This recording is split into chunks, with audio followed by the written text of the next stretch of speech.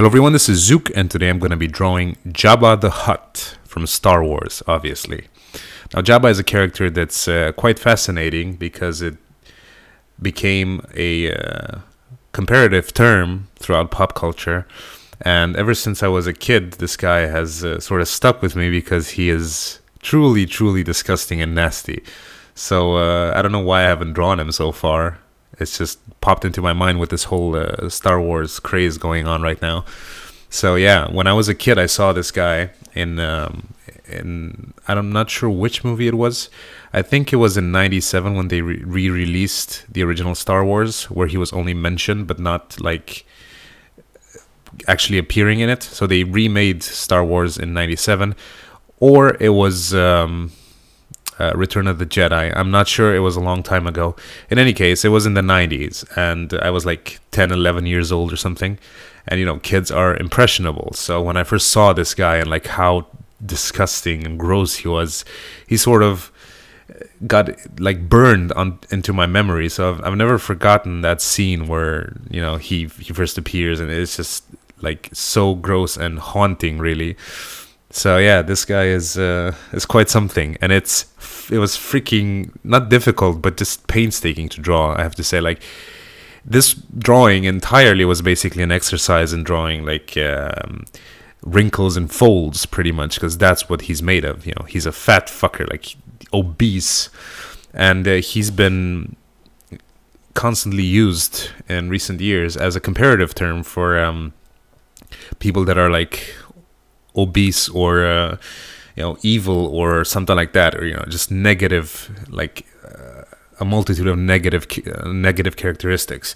So he's made it into that you know, pop culture side of things, from just being a simple character to being a icon, so to say, a representative of obesity and corruption. So that's Jabba for you. So yeah, anyway, here's a little bit of info about him.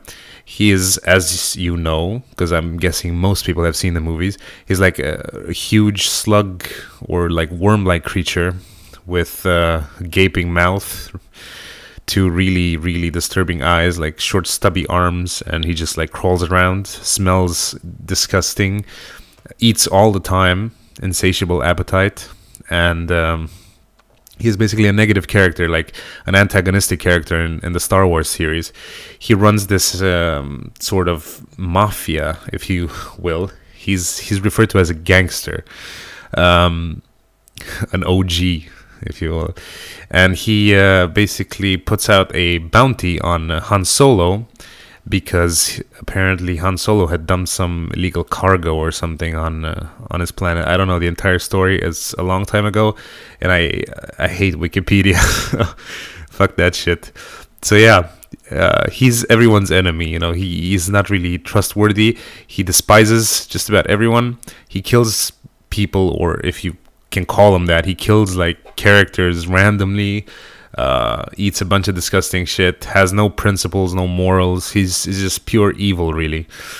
So yeah, kind of a negative guy. I'm not sure why he has so much power. I mean, he is like you know, basically an immovable blob of fat.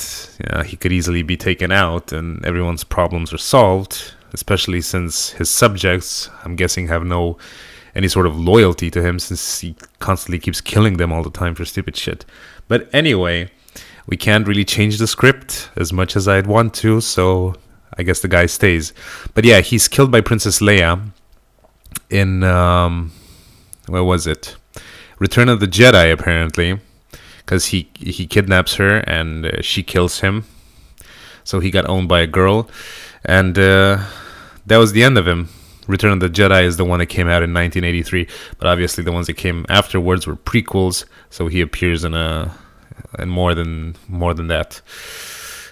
So yeah. Now Jabba actually has a race or a species called the Hutts, and the Hutts are these creatures that live on a planet called Varl. So apparently this was a forest planet, according to Wikipedia, who knows everything, and they worshipped two planets or two stars. So one of them was like absorbed by a black hole, that's what it says here, and the other one collapsed on itself, and since the Hutts apparently worshipped these two planets as gods, and their gods disappeared and they survived, they started believing that they themselves are gods. So they're all like egomaniacs, all of them. And apparently later on the Hutts destroyed their own world in some sort of civil war, and then they migrated to a planet called Evokar, and went about their no good deeds, renaming the planet to Nal Hutta, glorious jewel, apparently. So yeah, some characteristics of the Hutts are that they live up to like 1,000 years. They weigh about a ton on average. Really stubby arms. They're born with legs, but since they're sedentary for most of their lives, they don't really, the legs sort of fuse together. I don't know how that's possible, but I guess it is in their world. They reproduce asexually, so they don't do the dirty. God, that would be a disgusting image. And they carry their young in pouches like marsupials. And apparently a fully developed Hutt takes about 130 years. So yeah, kind of a drag. Not a good childhood for the Hutts. They're hermaphroditic, so they can choose to be either male or female. Obviously, Jabba the Hutt is male. He has never carried offspring. He chose to be male throughout his life. But I think he has a son at some point. I don't know how that happens. Not sure when. I'm so uninformed. Star Wars has never been like my main thing. I like it. I've seen all of them, but I was never like a crazed fan of Star Wars, really. I don't know why. I guess it's just the whole timeline of everything, like releasing the final part first and then going back. You know, I'm used to movies being part 1, 2, 3, 4 in that order, not the other way around. So I don't know. I guess it just sort of made me lose interest because, yeah, whatever. Doesn't matter. But yeah, this is Jabba the Hutt. The drawing took about 4.5 hours. And as I said, it was a pretty good exercise for drawing folds and wrinkles. I think it came out pretty well. I didn't focus a lot on the body because, quite frankly, it's all in the face. You know, the face is the first thing you notice. When you look at anyone, that's how humans work. When you look at something, you look at the face first, and then everything else is sort of judged according to the face.